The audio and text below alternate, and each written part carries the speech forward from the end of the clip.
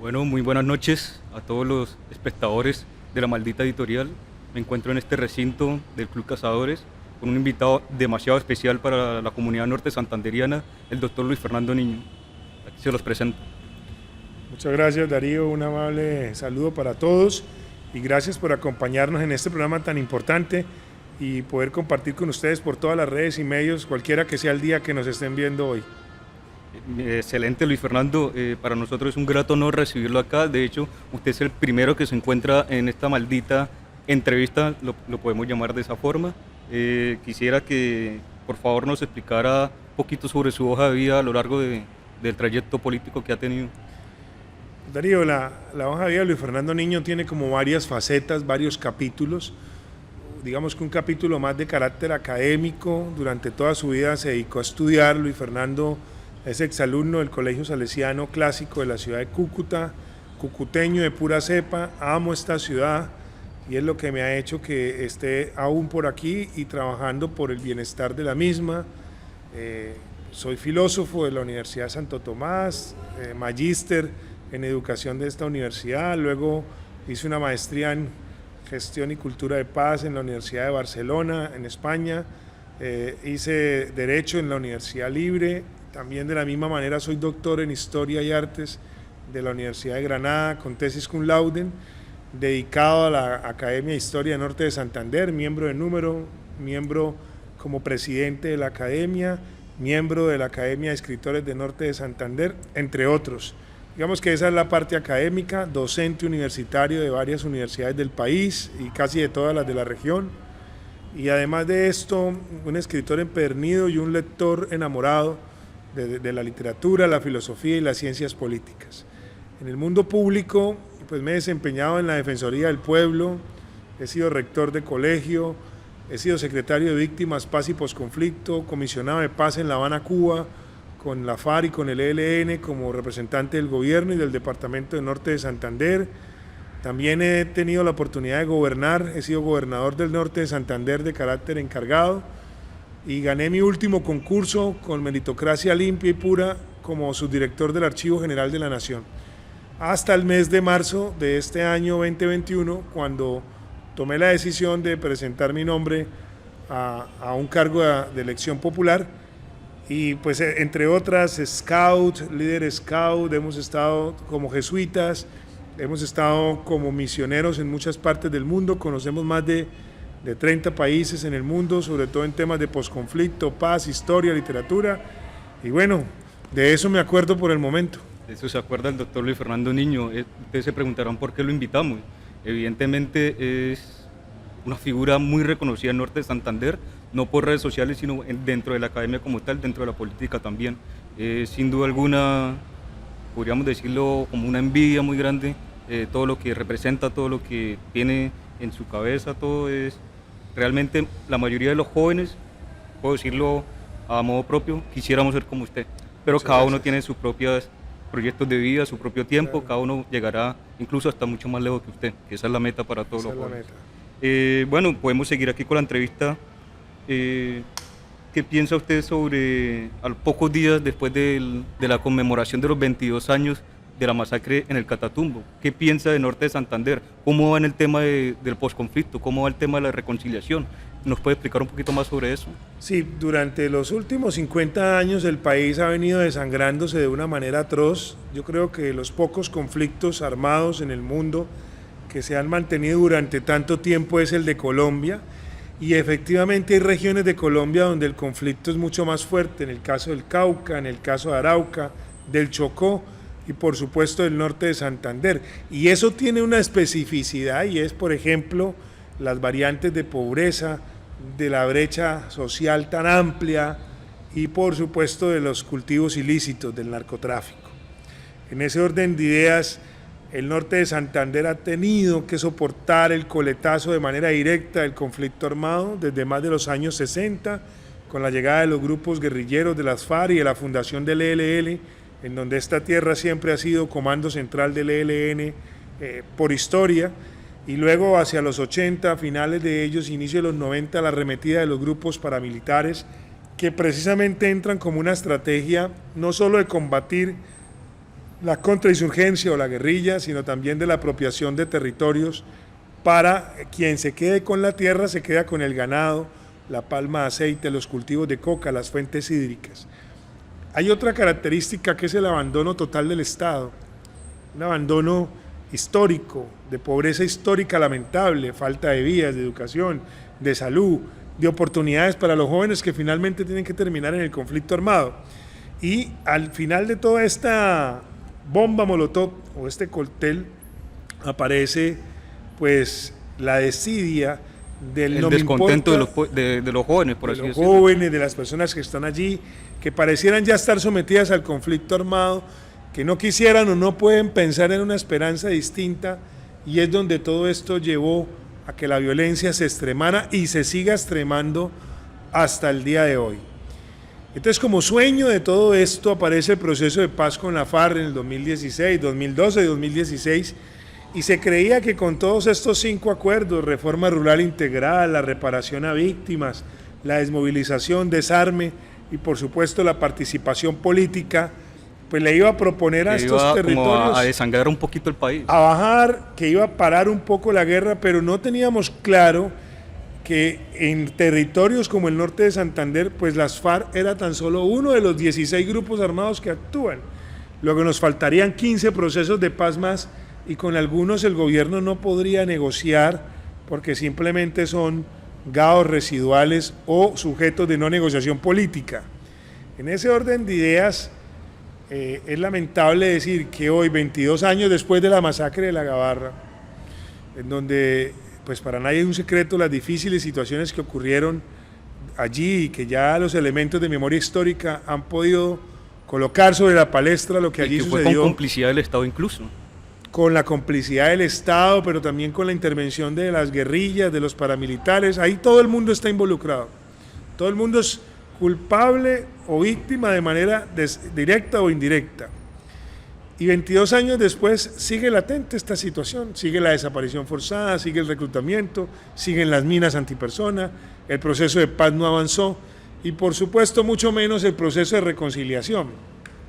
Fue tan difícil la postura de crear unos elementos de reconciliación que terminamos siendo víctimas también de atentados y atentados contra nuestra vida y de exilio, porque reconciliarse es la fórmula que va a permitir que tierras como esta se puedan desarrollar, pero lamentablemente hay gente que no le interesa. Doctor, totalmente de acuerdo con todo lo que usted dice, pues desde la academia nosotros aprendemos a valorar la historia porque hay una frase que es muy trillada, pero que no conoce su pasado está condenado a repetirlo.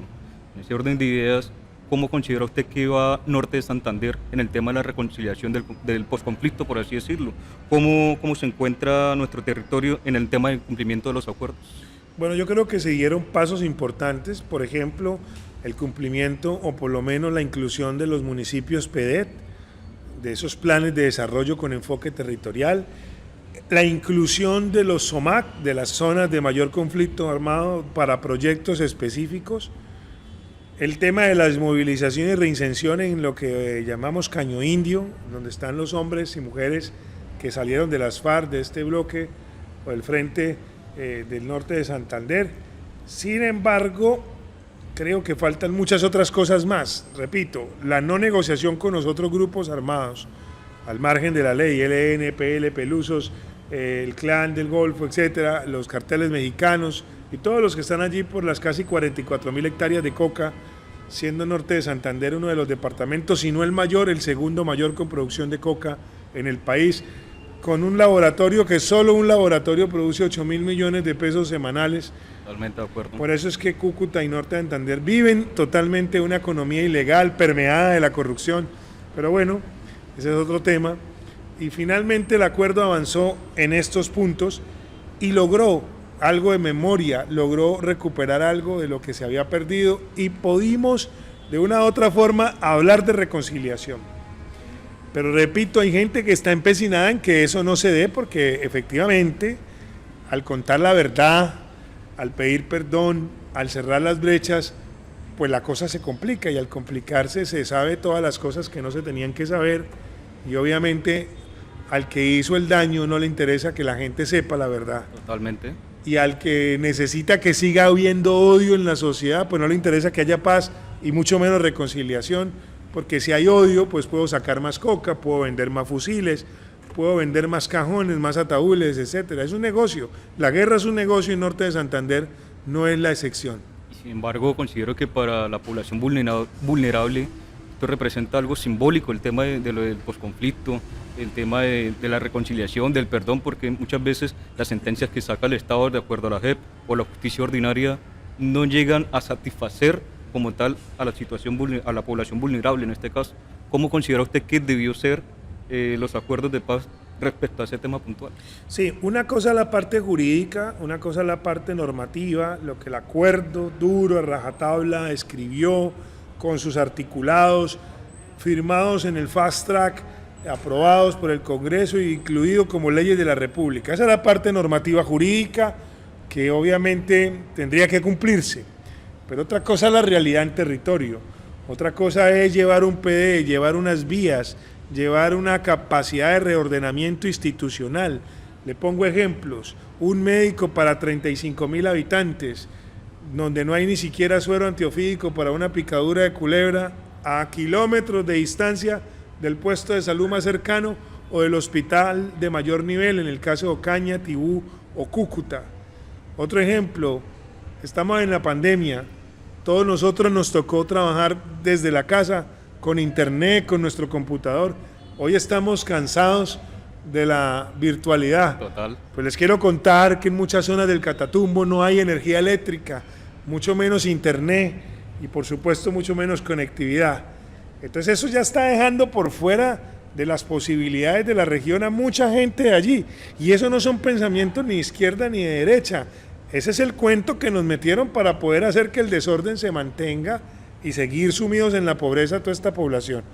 Yo sí creo que la reconciliación y la paz territorial se construye primero con el fortalecimiento de la institucionalidad.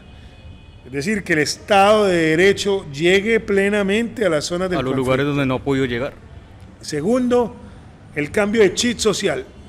Es decir, aunque pavimentáramos todas las vías y tuviéramos megacolegios en todo el Catatumbo, si no hay un cambio de chip donde la gente diga yo no siembro coca porque trae la muerte, sino voy a cambiar por cultivos lícitos, pues eso es lo que va a poder transformar el país.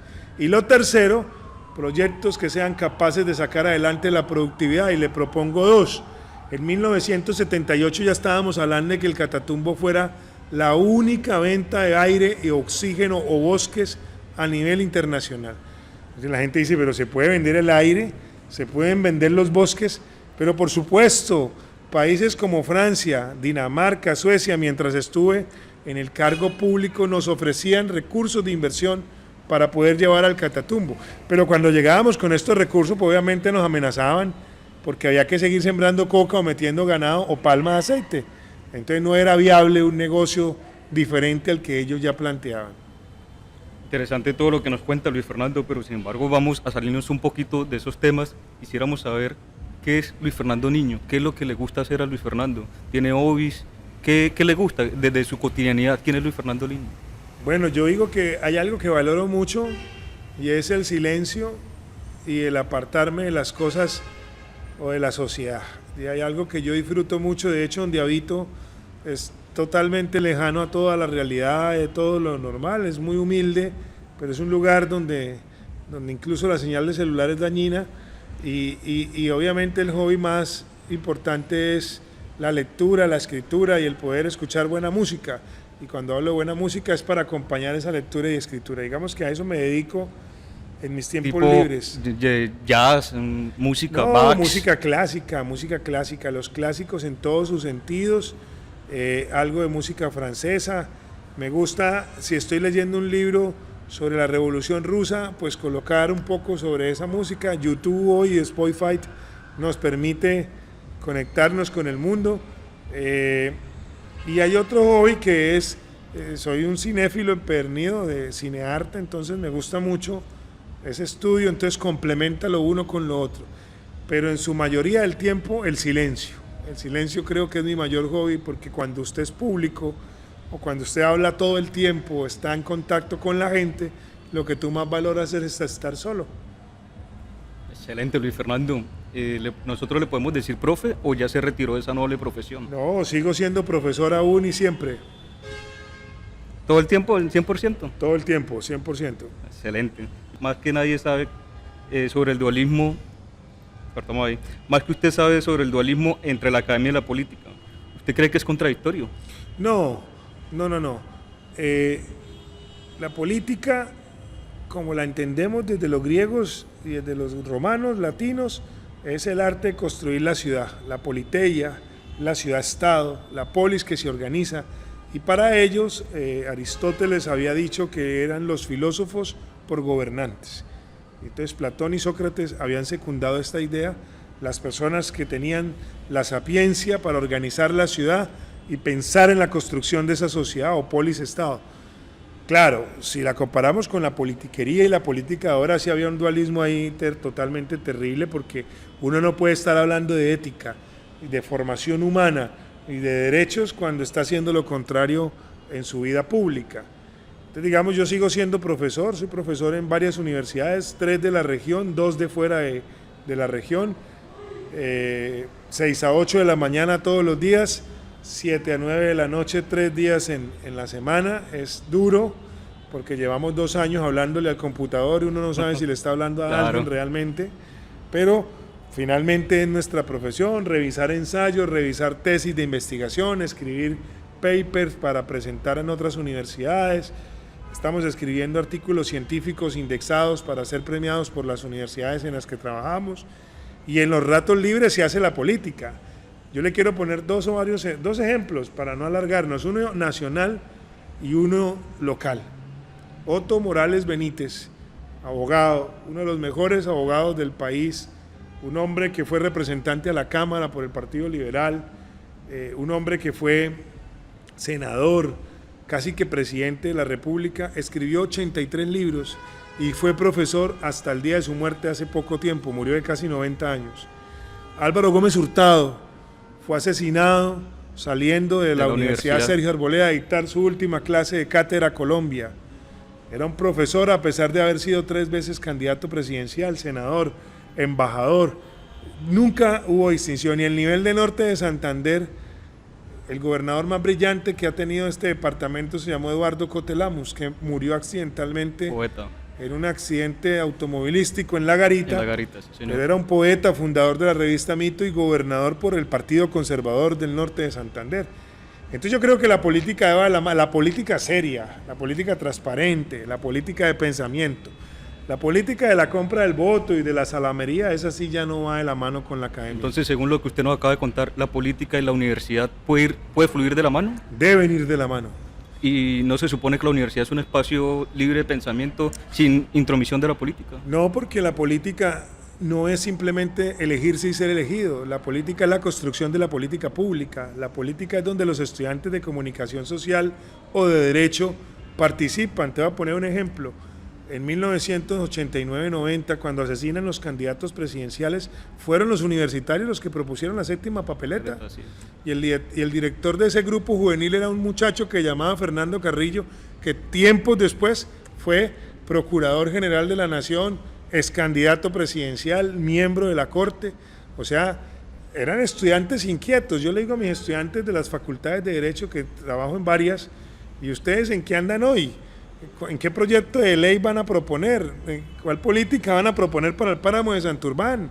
¿En qué andan ustedes pensando en la ciudad? No, estamos pensando en pasar el parcial, ¿sí? En estudiar, porque la semana entrante vienen las definitorias. Entonces, la universidad obligatoriamente tiene que verse inmiscuida en el mundo público, y el mundo público es político.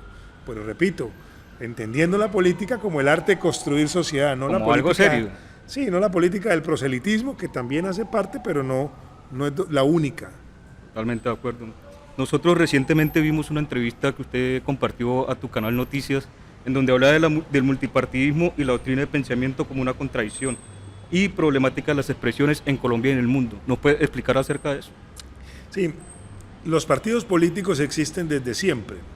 Es la forma en cómo los seres humanos, defendiendo unas ideas, unas doctrinas, unos pensamientos, han podido entonces identificarse. Los seres humanos nos hemos querido identificar por fatrías, por curias, por civilizaciones, por movimientos, etc.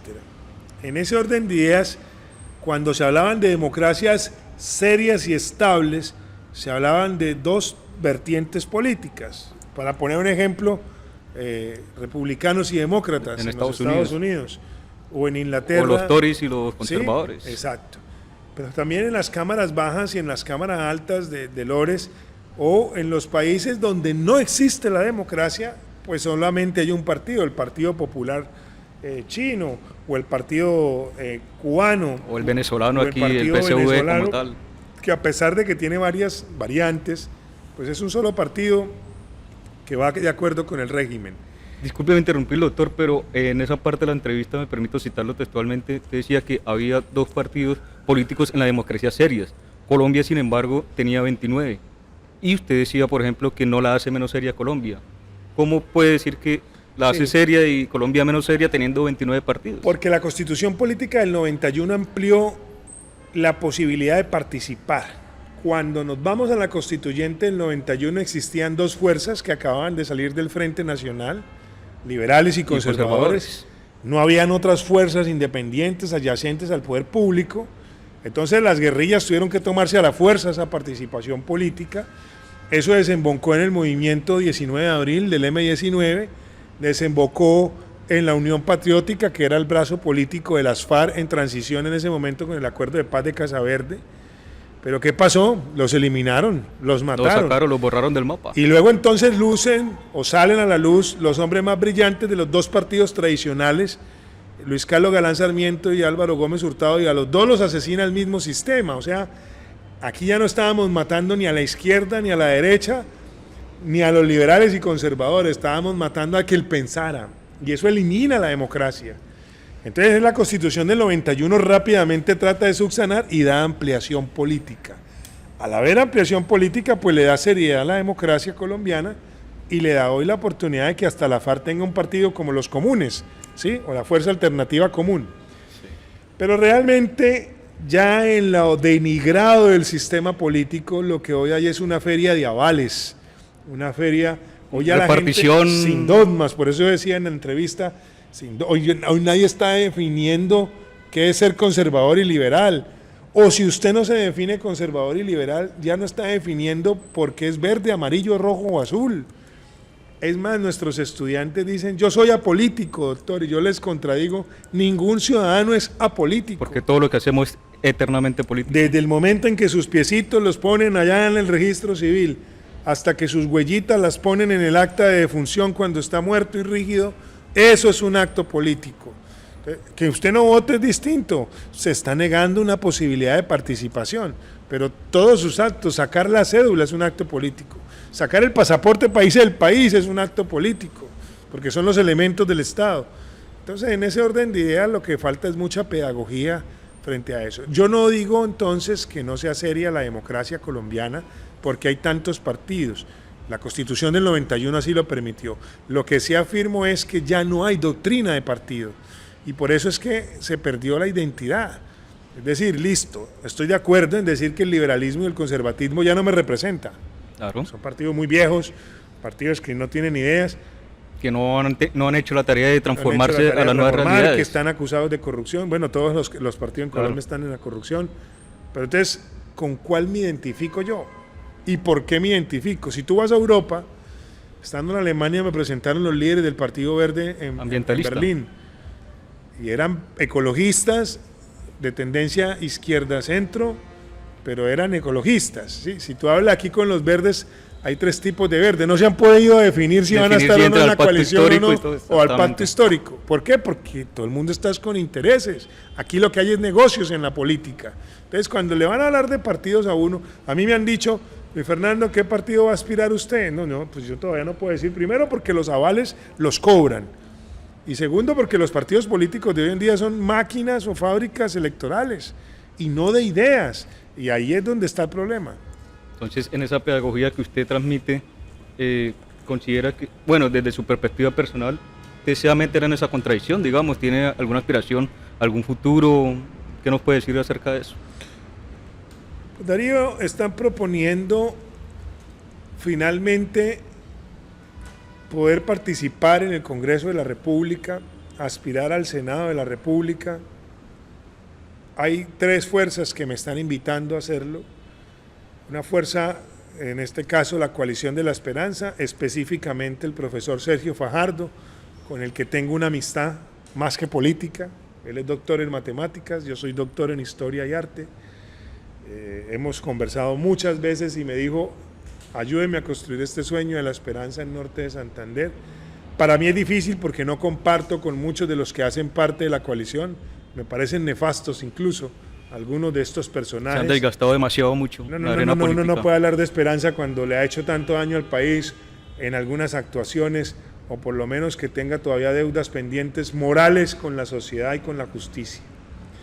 Estaba la propuesta con otro gran amigo, profesor también, de poder construir, como Alejandro Gaviria, otro pensador. Está la propuesta también fuera de serie, digo yo, y con un discurso único como lo es el ingeniero Rodolfo Hernández, pero las 3 tienen algo en común, y son independientes, tratan lo mismo, no traicionar, no mentir, no corrupción, ir hacia adelante con ideas, y académicos, ¿sí? Entonces, eso me gusta porque son partidos alternativos. A los 3 les he dicho que tengo un pensamiento político muy distinto, muy profundo, de convicción, pero eso es lo que me hace más fuerte. Es decir, yo no soy el que hoy soy amarillo, mañana soy rojo, no, mañana soy azul, no, soy verde. No me gusta eso porque eso es lo que hace que la gente se confunda. Y sigamos en la misma monotonía y tónica de... Claro, la gente... Hoy voto por este representante, pero como sé que se va a quemar o no me respondió con los mercados o la plata que me iba a dar, pues me volteo de partido. Y se acabó la ideología, se acabó el pensamiento. A mí me pareció muy curioso en Frankfurt, en Alemania, en una rueda que estuvimos hablando, la seguridad con la que hablaban los muchachos de política, ¿sí? Nosotros somos neorepublicanos, nosotros somos los después de la guerra nazi, nosotros somos los verdes, la tendencia izquierdista, pero con una vaina que uno decía, pues por eso Hitler tuvo aquí mucho éxito, claro, porque en el momento en que saca el nacionalsocialismo la gente lo sigue, porque tenía capacidad de liderazgo y la gente capacidad de convicción. Aquí es muy difícil porque uno casi que está con el mejor postor.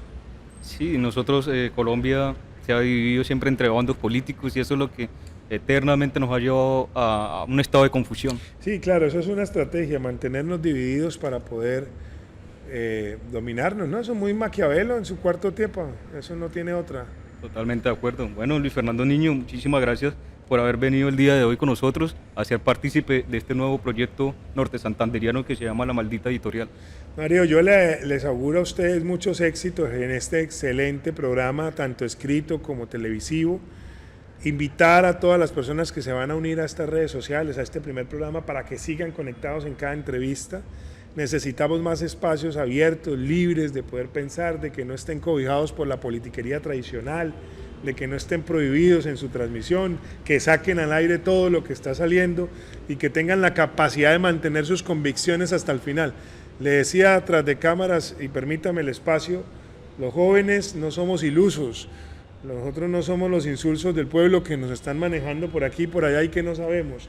Nosotros somos la gente que piensa, que nos dejen pensar, que nos puede costar muy caro, pero lo vamos a hacer en un país donde todos nos pusiéramos de acuerdo, lograríamos objetivos comunes. Ese norte largo que decía Jaime Garzón. Claro, y lo tenemos que hacer. No se dejen comer cuento de izquierdas, ni de derechas, ni de Petros, ni de Uribes, ni de los bandos del uno o del otro. Aquí la responsabilidad es de todos los que estamos y de los que nos están viendo. Si no, pues yo sigo dictando clases, tú las sigues recibiendo y felices todos y el país que se arregle solo. Entonces, los felicito. Ánimo con este proyecto y espero augurarles muchos éxitos. Ojalá pronto estemos hablando de grandes ligas con ustedes. Listo, muchísimas gracias Luis Fernando. Los invito a todos los que nos están viendo, a todos los oyentes, los espectadores, que por favor sigan muy de cerca los proyectos que tiene Luis Fernando Niño para la región. Muchísimas gracias y nos vemos en otra oportunidad.